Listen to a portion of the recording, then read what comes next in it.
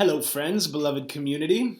I'm sharing this recording because we weren't able to record the worship service at Edgecomb Community Church this past Sunday, but I still wanted those who weren't able to be there to have a chance to reflect on and engage with the sermon that I preach. So if you weren't there, you'll have to talk with someone who was there so that they can tell you about the rooster shorts that showed up during our children's moment. But I will tell you this, that when we passed the peace with one another, as we do every week, this past week, we also made a point to delight in our differences, because that's what we focused on Sunday. That as a community of spiritual practice, we are united and delighted in our differences. Well, over the next several weeks, 4 or 5 weeks, I'm going to preach a series of sermons about identity, about some of the qualities that make up who we are as a church community, that exists in a particular context and has a particular lineage. And I'm calling this series The Many Things We Are. And by we, of course, I mean us, those of us who gather weekly for worship in our sanctuary, and then for coffee and cookies in our fellowship hall, and also those who gather with us remotely, who are gathered here even now in this way, watching this recording wherever you may be. I also mean the we that preceded those of us who gather today, the members and regulars and visitors of Edgecomb Community Church past. And perhaps most importantly, when I say we, I mean the we that we are becoming. The we that we may not yet be, yet somehow still in our efforts to become are. So there's a simple prayer from the philosopher Soren Kierkegaard that I have loved and prayed since the first time I encountered it over 20 years ago, and it's this: "And now, with God's help, I will become who I am." And that's my prayer today. That's the focus of my prayer for us as a church this year, that now, with God's help, we will become who we are. Will you join me with that prayer this year? This sermon series about the many things that we are, it is aspirational, purposefully aspirational. It's a vision that I'm casting for us, with you. A vision that's informed by much of what I already witness us to be as a community. And it's informed also by the multifaceted tradition that backs us up as a church united and uniting in Christ, calling us to be in sacred covenant with one another for the sake of a world in need of God's grace and God's loving presence. So toward that end, in the coming weeks, I will preach about how we are a part of the alluring and liberating power of God. I'll preach about how our understandings of God are not trophies of truth, but rather interpretive tools meant to help us live with and bless others.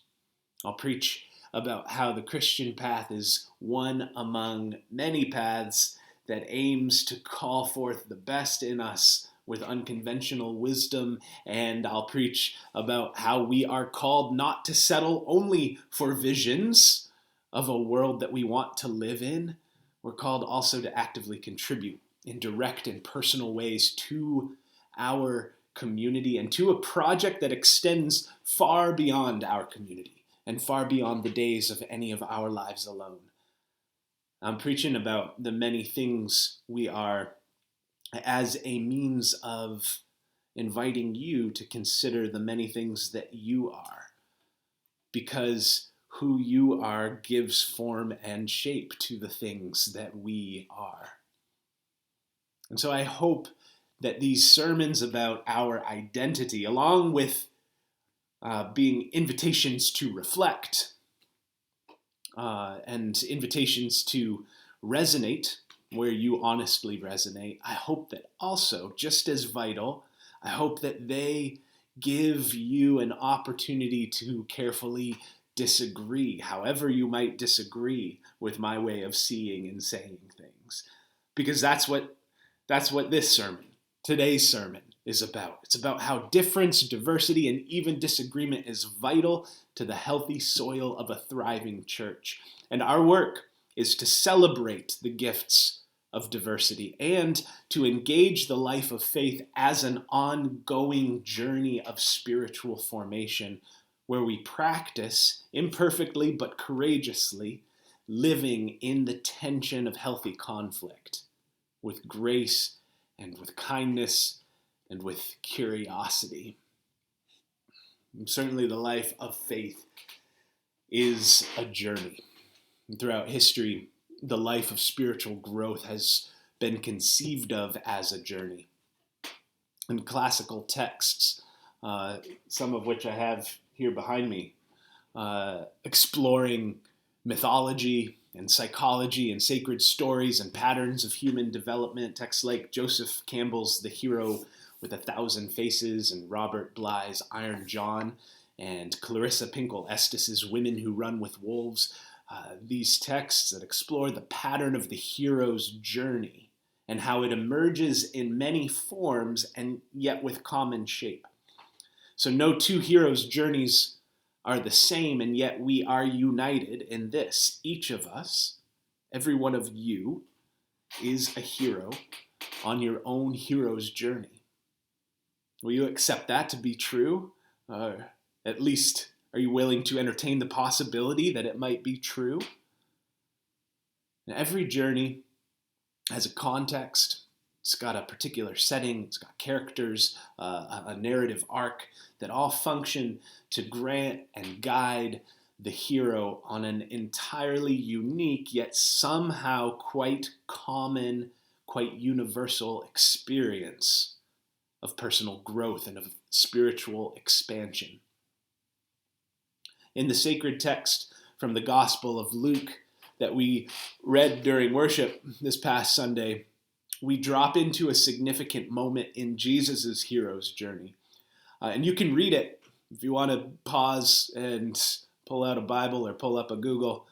You can read it in Luke, the Gospel of Luke, chapter 4, verses 20 through 29. Go ahead and read it if you want to, but also I'll tell you about it just in case. So in this passage, Jesus has just finished reading from the prophetic book of Isaiah in the synagogue in the town where he grew up. Before this happens, he was out in neighboring towns healing people from everything that ailed them. Before that, he spent 40 days in the wilderness testing the steel of his mission and his ministry. And right before that, you might remember from a sermon that I preached back in December, Jesus was dipped in the River Jordan by his wild cousin John. And so now he's come back to his hometown where they've invited him to preach. So he picks a text. He reads from what you can kind of imagine is his favorite passage in his own sacred texts. And he's calling out with the words of the prophet Isaiah, and I'm paraphrasing here, but he's calling out liberation, vision, healing, abundance.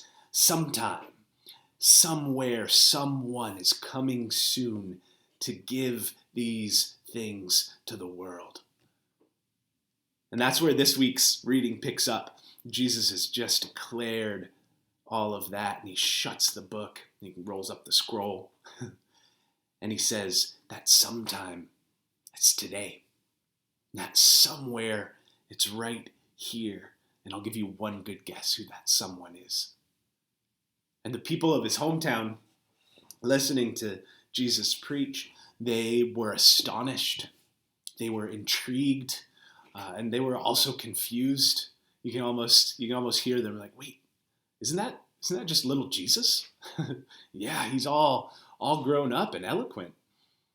Have you heard what he's been up to? He's got a bit of a reputation. Have you heard the rumors? He's been healing people over in Capernaum. But isn't that just Mary and Joseph's kid? And Jesus can certainly hear the doubt and the confusion in their tone of voice, and he's not surprised.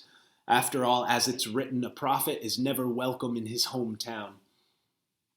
And you maybe have experienced something similar. I'm not saying that you're a prophet. I'm not saying you're not. But you've probably experienced it. Something like this. You're up to something big. You're up to something beautiful. Something that's important to you. Something that stretches you but also strengthens you. Something that elevates your experience of life. It's a big goal, a big drive, a big aim. And someone, maybe it's family, maybe it's kin, maybe an old acquaintance from the past, that hears about what you're up to. And they don't even necessarily have to say it directly. You can see in their face, you can sense in their voice that they're a little bit skeptical. You want to do what? You think you're really up for that? And it's as if Jesus expected this pushback here. He was ready. He was ready to lean in. As Jesus tends to do, he was ready to stir the pot, and he was ready to poke the bear. He was ready to speak some truth. And so the path of pot stirring and bear poking that Jesus takes here is an interesting one. As you'll notice, he doesn't get defensive about his own capacity to do the thing that he says he's here to do. He doesn't, for instance, say, well, sure, I'm Mary and Joseph's son, but I got bigger and I've got muscles now. And I went to seminary and I got a master's degree in how to change the world. And I spent 40 days in the wilderness being tempted by the devil. And you can doubt all you want because haters going to hate. But I don't care what you say. I am too here to liberate the world. That's not the path he takes. He doesn't get defensive. Rather than insisting that he is too able to do the thing that he says he's here to do, he just goes ahead and he does it. He said he's here to bring vision for a world liberated from oppression. And so what he does next is one of the most important pieces of that vision of liberation. He says some things next that really don't settle well with the people from his hometown. He says some things that has them feeling uncomfortable. So Jesus points to a couple of stories from their shared faith tradition. When the great prophet Elijah, a representative of God, provided for the widow in Sidon, there were plenty of widows in the kingdom of Israel that he could have ministered to, Jesus points out. When the great prophet Elisha healed the Syrian soldier Naaman, there were plenty of folks in Israel who needed healing. After Jesus points these things out, the people who are listening, his old neighbors, they're enraged. Why is that, do you think? They drove Jesus out of town. They tried to throw him off of a cliff. Why? Well, the ones that Jesus is talking to, his neighbors from his hometown, they believe with all their hearts, rooted deep in the conviction of their own experience and in their ancestral memory, they believe we are oppressed, but God favors us. And honestly, that's a beautiful and powerful thing to believe. That is a solid foundation for faith in the midst of hardship. We are oppressed, but God favors us. That's a good thing to believe.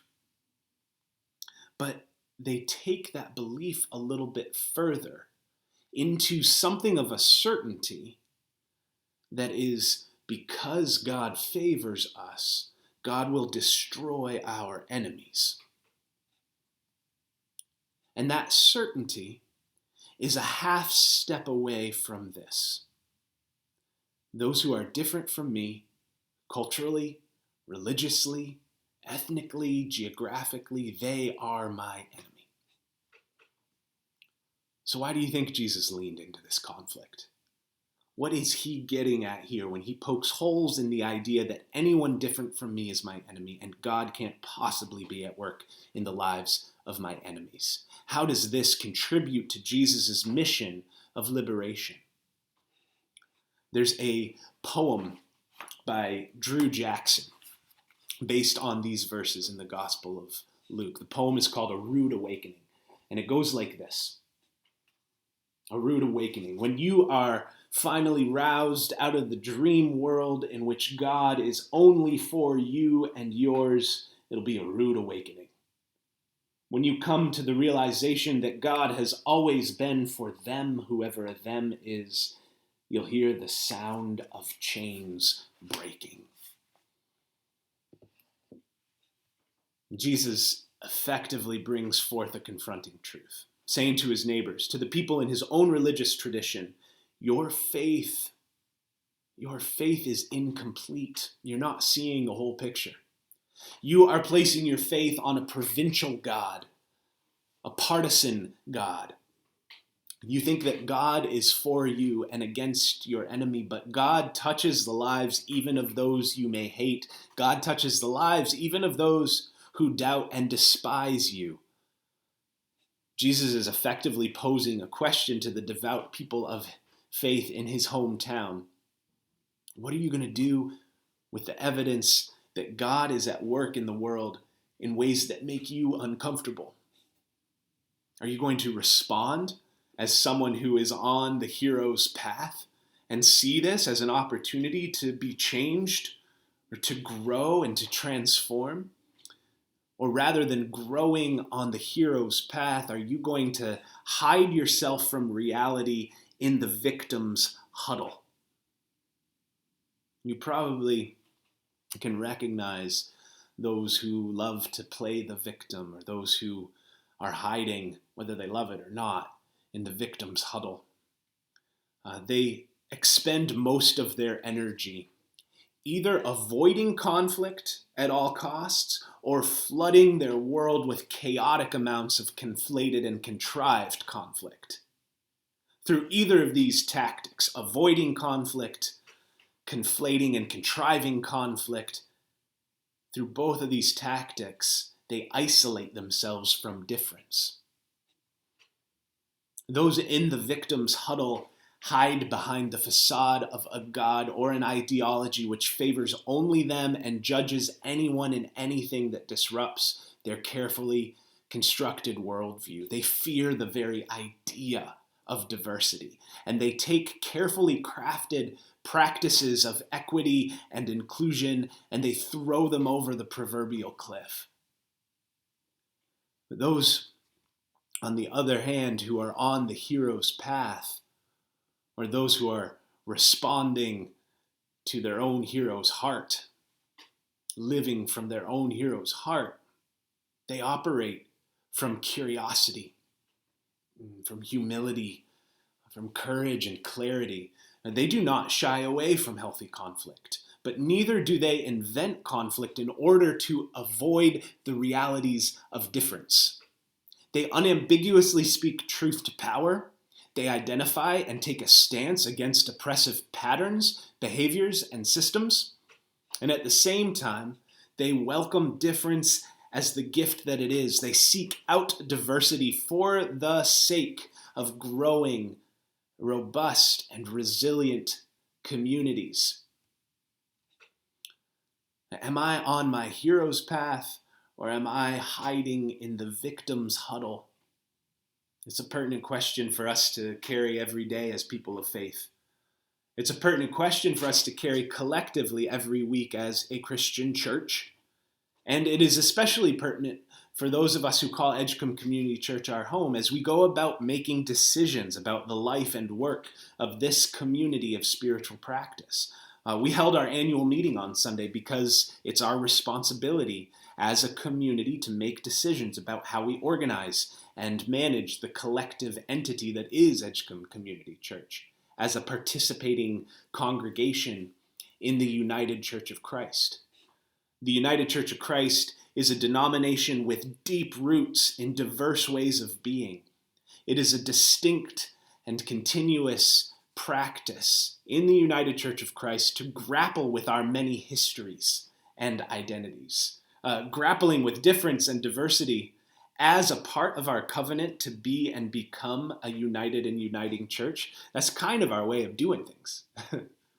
Now, ultimately, our way is marked not by uniformly agreeing to particular statements of belief, but by the ways we relate with one another in the context of our shared differences. Our marks of unity are not whether we agree theologically or politically, but about whether we dignify one another in disagreement and whether we embrace healthy conflict with integrity. When the people of Jesus' hometown were confronted with Jesus' words that challenged their limiting and limited understanding of the world, what if rather than trying to toss it all over a cliff, what if they had responded instead with something like curiosity? And what in your heart, what in your relationships, your life, this church, our community, our nation, our world, are you tempted to toss over the cliff, to snuff it out, to avoid, whether violently or passively? And what would it truly mean to respond there with curiosity and with courage? What would that look like? Welcoming healthy conflict with confidence and humility, as heroes steady in who you are, with hearts willing to grow. Courageously engaging healthy conflict is not something that we can script. It would look different in different relationships. It should look different depending on the power dynamics at play in any given community or relationship. It should look different. We can't script it, and we will mess up, and we'll need to repair with one another. But we have to continuously unite in welcoming diversity, difference, and even disagreement, because they are vital for a thriving church, for any true union, whether a united church of Christ or the United States of America, or your own holy matrimony, or a bunch of people about to gather at the communion table and then have an annual meeting. If unity is the aim, genuine and compassionate engagement across lines of difference is the way. And it's not always the easy way, but it is the good way. And it is the way that God has made our world to thrive. So, as you go, as heroes, every one of you, may you be gracious and courageous to elevate the values of difference in God's world that thrives on diversity. Amen.